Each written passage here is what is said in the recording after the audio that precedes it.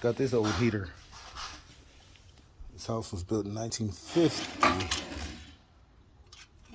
So there's no telling how old this heater is, but it's a General Electric.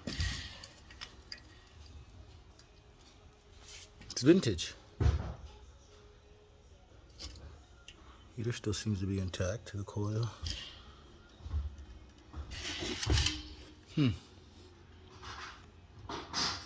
I might save this, add this to my collection of antiques.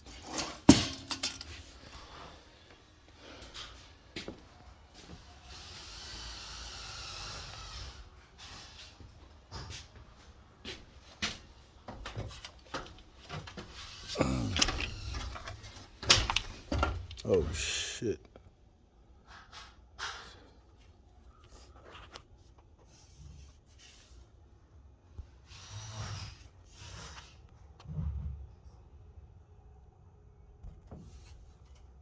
Not too dirty for being built in 1950. Or installed in 1950. Yep, but it's gotta go.